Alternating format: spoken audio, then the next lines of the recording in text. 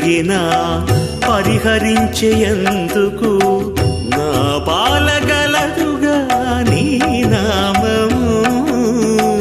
పాపమెంత కలిగినా పరిహరించేందుకు నా పాలగలదుగా నీ నామము.